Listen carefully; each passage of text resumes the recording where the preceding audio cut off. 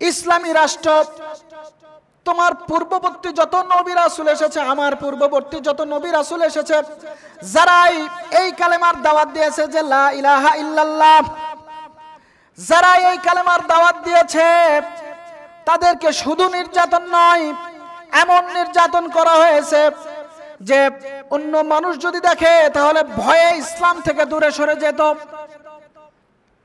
এমন নির্যাতন করা হয়েছে যে মুসলমান যারা মুসলমান হয়েছে, যারা বলেছে লা ইলাহা ইল্লাল্লাহ, তাদেরকে ধরে ধরে তাদের গোশত এবং হাড্ডি আলাদা করে দেওয়া হয়েছে। যাদের গায়ে গোশত ছিল তাদেরকে লোহার চিরুনি দিয়া ওই গোশতকে আলাদা করে দেওয়া হয়েছে। আর তুমি সবে মাত্র ইসলাম গ্রহণ করেছো, আর এখন আমাকে এসে বলছো আল্লাহর কাছে দোয়া করতে। আসলে ইসলাম তো এত তাড়াতাড়ি প্রতিষ্ঠিত হবে না। অনেক রক্তের বিনিময়, অনেক জীবনের বিনিময়ে, লাখো কোটি শহীদের বিনিময়ে ইসলাম প্রতিষ্ঠিত হবে। আল্লাহ রাব্বুল আলামিন মানুষ এবং জিন জাতি সৃষ্টি করার পরে আল্লাহ রাব্বুল আলামিন কোরআনুল কারীমের মধ্যে ঘোষণা করছেন, ওমা খালাকতুল জিন্না ওয়াল ইনসা ইল্লা লিয়াবুদুন। আমি আল্লাহ রাব্বুল আলামিন মানুষ জাতি এবং জিন জাতিকে শুধুমাত্র আমার ইবাদত করার জন্য সৃষ্টি করেছি, আমার গোলামি করার জন্য সৃষ্টি করেছি, অন্য কোনো কারণে তাদেরকে সৃষ্টি করা হয় নাই। আর আমি আল্লাহ রাব্বুল আলামিন শুধুমাত্র মানব জাতিকে সৃষ্টি করে তাদেরকে হাত আন্দাজে ছেড়ে দেই নাই। আমি আল্লাহ রাব্বুল আলামিন ওই মানব জাতি, জিন জাতি তারা কিভাবে জীবন পরিচালনা করবে সেই জন্য আমি আল্লাহ রাব্বুল আলামিন তাদের জন্য কোরআন নাজিল করে দিলাম। এই কোরআনটা কাদের জন্য? এই কোরআন মুসলমানদের জন্য। শুধু কি মুসলমানদের জন্য না, সারা পৃথিবীর জন্য? সারা পৃথিবীর মানুষের জন্য এই কোরআন আল্লাহ রাব্বুল আলামিন নাজিল করলেন। এই কোরআনটা কি?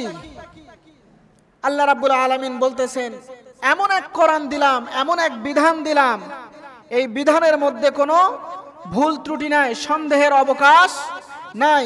এই কোরআনুল কারীম যারা মানবে, যারা মেনে চলবে, তাদের ইহকালীন শান্তি এবং পরকালীন মুক্তি আল্লাহ রাব্বুল আলামিন অবশ্যই অবশ্যই দেবেন ইনশাআল্লাহ। আল্লাহ রাব্বুল আলামিন কোরআনের ভিতরে সুন্দর করে ঘোষণা করে দিলেন, যালিকাল কিতাবু লা রাইবা ফীহি হুদাল লিল মুত্তাকিন। যালিকাল কিতাব লা রাইবা ফীহি হুদাল লিল মুত্তাকিন। আমি আল্লাহ রাব্বুল আলামিন এই কিতাব নাজিল করলাম, এই কিতাবের মধ্যে সন্দেহ নাই, সন্দেহের অবকাশও নাই। আর এইটা মুত্তাকিদের জন্য পথ প্রদর্শক। কথা বলেন ঠিক না? আজকে আল্লাহ সৃষ্টি করলেন মানুষ জাতি, আমাদেরকে চলাফেরা করার জন্য দিলেন বিধান কোরআন। আর আমরা মুসলমান, আমরা মানব জাতি কোরআনকে বাদ দিয়া, আল্লাহ রাসূলের সুন্নাহকে বাদ দিয়া মানুষের মন গড়া আইন, মন গড়া মতবাদের পিছনে যখনই ছুটতে লাগলাম, তখনই ইহুদিবাদ আমাদের ঘাড়ের উপরে চেপে বসলো। আল্লাহ রাব্বুল আলামিন বলেছেন, যখনই কোন জাতি আমার কোরআন থেকে এবং আমার হাদিস গ্রন্থ থেকে, আমার রাসূলের হাদিস থেকে যখনই তারা ছিটকে পড়বে, তারা অবশ্যই পথভ্রষ্টতার মধ্যে নিমজ্জিত হবে। এর সুন্দর ব্যাখ্যা বিশ্লেষণ আমি বলছি আপনাদেরকে। কেন নিমজ্জিত হবে? আমরা ভুল পথে আসি, কেন আসি এই ব্যাখ্যা দিতে গিয়ে আমি আপনাদের সামনে কোরআনুল কারীম থেকে একটি আয়াত তেলাওয়াত করেছি। সূরা নিসার ৭৫ নম্বর আয়াত তেলাওয়াত করেছি। আমাদের মধ্যে ঈমান জিন্দা আছে না নাই, এটা আমরা একটু যাচাই করি।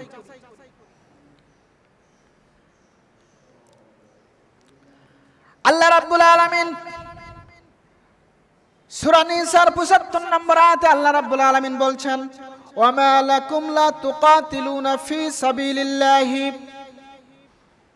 ওয়ামা লাকুম লা তুকাতিলুনা, ও মানব জাতি, তোমরা কেন সংগ্রাম করছো না, কেন লড়াই করছো না? তোমাদের কি হলো? ফি সাবিলিল্লাহি, তোমরা আল্লাহর পথে কেন সংগ্রাম করো না, কেন আওয়াজ তুলো না?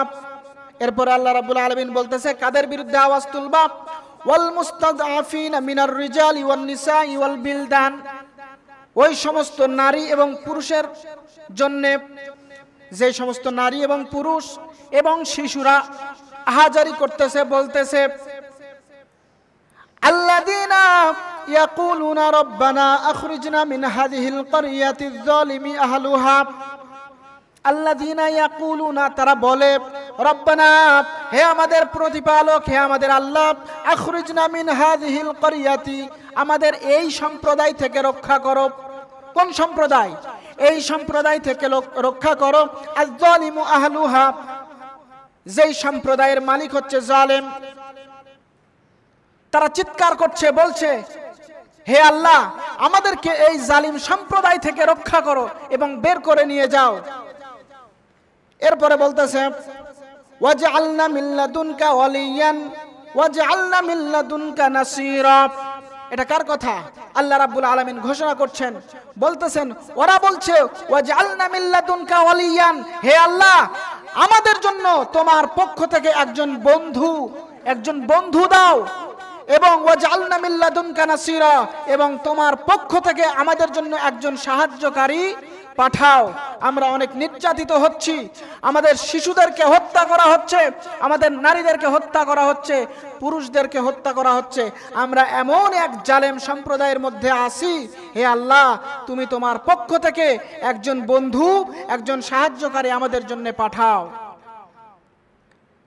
আজকে আল্লাহ রাব্বুল আলামিন কোরআনুল কারীম নাজিল করেছেন কত বছর আগে আমার নবী, প্রিয় নবী মুহাম্মদ সাল্লাল্লাহু আলাইহি ওয়াসাল্লামের ওপরে, অথচ আজকে এই কোরআনুল কারীমের ব্যাখ্যা, এই আয়াতের ব্যাখ্যা দেখেন আজকের প্রেক্ষাপট অনুযায়ী কত সুন্দরভাবে মিলে যাচ্ছে।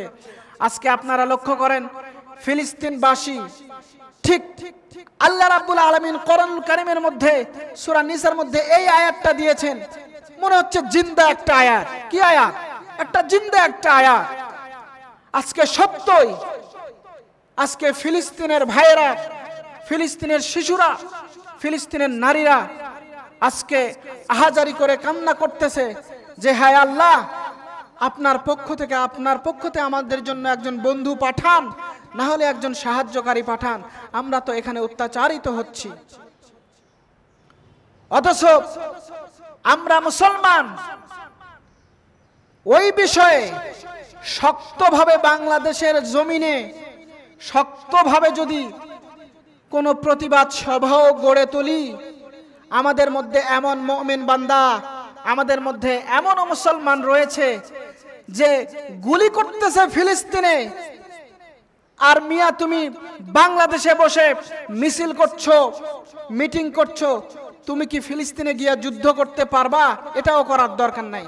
মানে আমি বলতেছি ওর ঈমান আছে না গেছে এটা আল্লাহই জানে, ওর ঈমান আছে না গেছে এটা আল্লাহই জানে। মুসলমান কি? মুসলমান ভাই ভাই।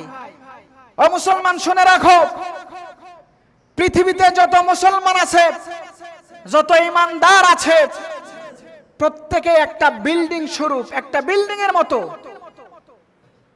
একটা বিল্ডিং এর যদি একটা জানালা যদি খোলা থাকে, নষ্ট থাকে, তাহলে কি ওই বিল্ডিংটা দেখতে মানানসই হবে?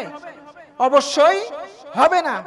তো মুসলমান হচ্ছে এরকম একটা জিনিস, মুসলমান হচ্ছে এমন একটা বিষয় যে পৃথিবীর ওই প্রান্তে যদি কোনো মুসলমান থাকে, ওই মুসলমান যদি নির্যাতিত হয় ইহুদির হাতে, নাসারার হাতে, খ্রিস্টানের হাতে, আপনি এখান থেকে যদি কষ্ট না পান, আপনার ভিতরে যদি কষ্ট অনুভূত না হয়, তাহলে বুঝতে হবে আপনার ঈমান নাই, অসম্ভব, ঈমান থাকতে পারে না।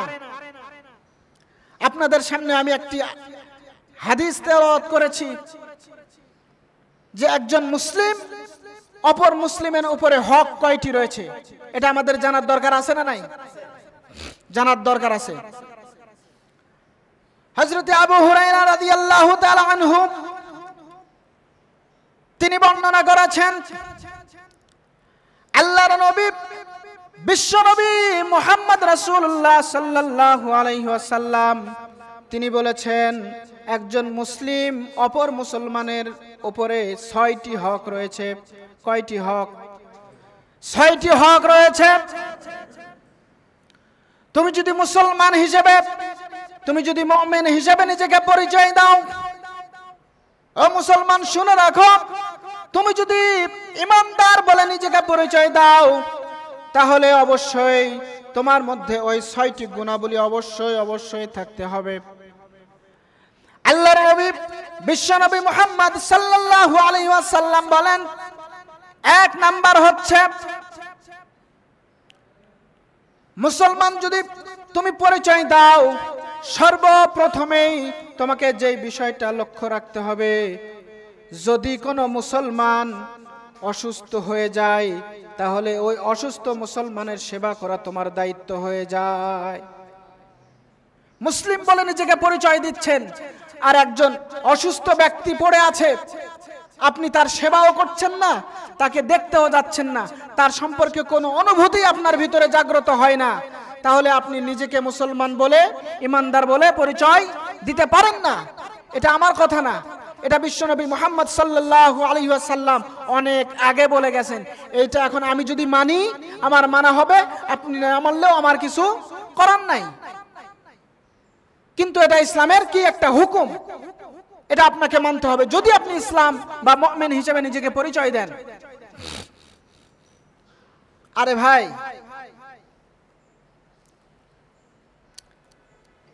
ইসলাম আমরা মনে করি মসজিদে এসে 5 ওয়াক্ত নামাজ, নামাজ, রোজা, হজ, যাকাত, বাস, আর কেউ মারা গেলে তার জানাজা, এটাই মনে হয় ইসলাম। ইসলামে মনে হয় পারিবারিক নীতি নাই, সমাজ নীতি নাই, রাজনীতি নাই, কোনো কিচ্ছু নাই। আরে ভাই, হুজুর হইছে শুধু নামাজ পড়াবে, বাবা মা মারা গেলে জানাজা দিবে, বাস, আলেমদের কাজ শেষ, আলেমদের আর কোনো কাজ নাই। আমরা এটাই মনে করি সাধারণ মানুষেরা, কারণ কোরআন তো পড়ি না, কোরআন তো বুঝি না, হাত আন্দাজে কথা বলি। আমরা কি আন্দাজে কথা বলি? হাত আন্দাজে কথা বলি।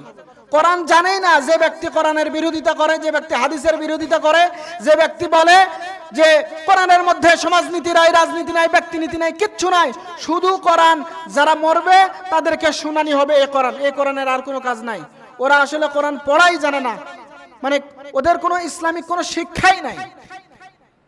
কোরআন মনে হয় রাসূলের যুগে এমনি এমনি প্রতিষ্ঠিত হয়েছে। কোরআন তো এমনি এমনি প্রতিষ্ঠিত হয়নি। এই ইসলামী রাষ্ট্র মদিনার বুকে প্রতিষ্ঠিত হতে হাজার মানুষের রক্ত দিতে হয়েছে, অনেক মুসলমানকে শহীদ হতে হয়েছে।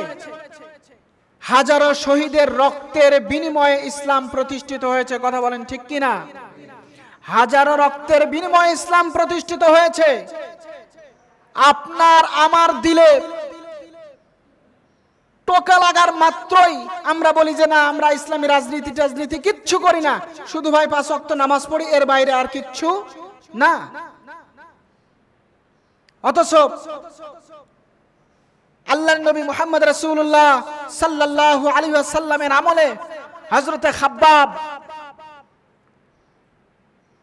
খাব্বাবের একটা ঘটনা আমার মনে পড়লো। ঘটনাটি হচ্ছে,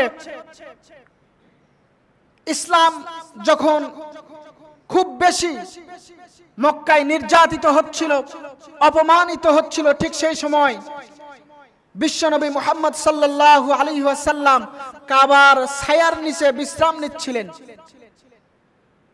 কাবার ছায়ার নিচে বিশ্রাম নিচ্ছেন বিশ্বনবী মুহাম্মদ সাল্লাল্লাহু আলাইহি ওয়াসাল্লাম।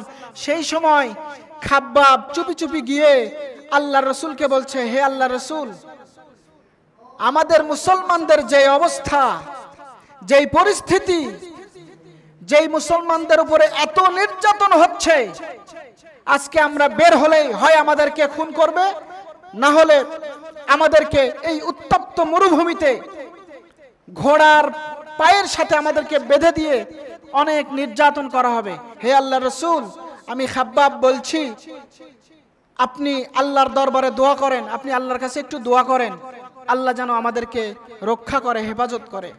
ইসলামী রাষ্ট্র, তোমার পূর্ববর্তী যত নবী রাসূল এসেছে, আমার পূর্ববর্তী যত নবী রাসূল এসেছে, যারাই এই কালেমার দাওয়াত দিয়েছে যে লা ইলাহা ইল্লাল্লাহ, যারা এই কালেমার দাওয়াত দিয়েছে, তাদেরকে শুধু নির্যাতন নয়, এমন নির্যাতন করা হয়েছে যে অন্য মানুষ যদি দেখে তাহলে ভয়ে ইসলাম থেকে দূরে সরে যেত। এমন নির্যাতন করা হয়েছে যে মুসলমান যারা মুসলমান হয়েছে, যারা বলেছে লা ইলাহা ইল্লাল্লাহ, তাদেরকে ধরে ধরে তাদের গোশত এবং হাড্ডি আলাদা করে দেওয়া হয়েছে।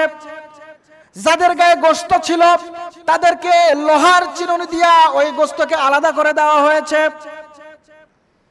আর তুমি সবেমাত্র ইসলাম গ্রহণ করেছো, আর এখন আমাকে এসে বলছো আল্লাহর কাছে দোয়া করতে। আসলে ইসলাম তো এত তাড়াতাড়ি প্রতিষ্ঠিত হবে না।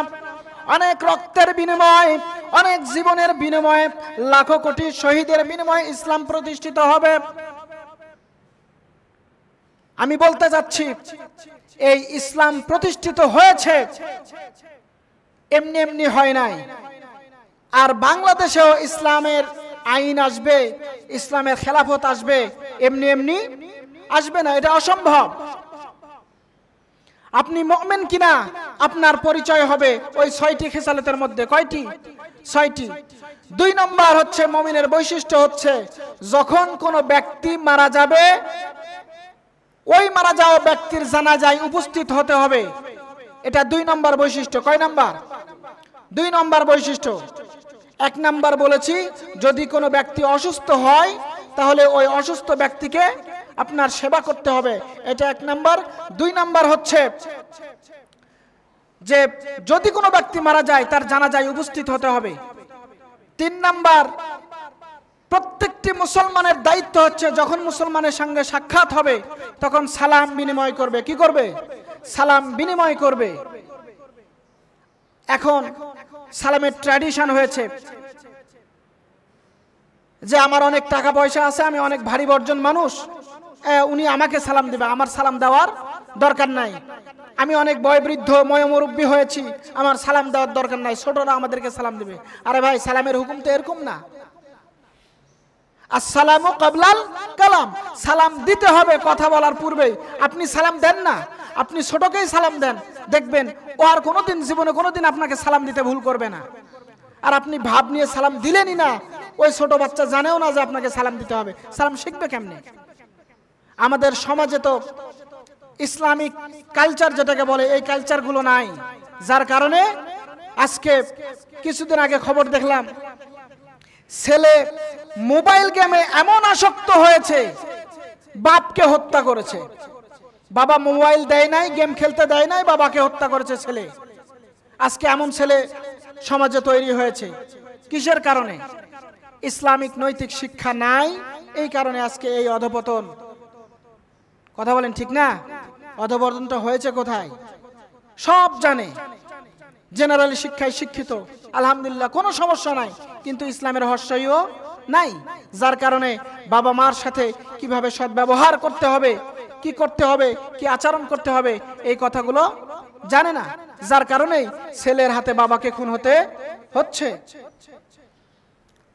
3 নাম্বার, 4 নাম্বার বিষয় হচ্ছে কোন মুসলমান যদি হাঁচি দেয় তাহলে এই হাঁচির জবাব দেওয়া অপর মুসলমানের জন্য ওয়াজিব হয়ে যায়।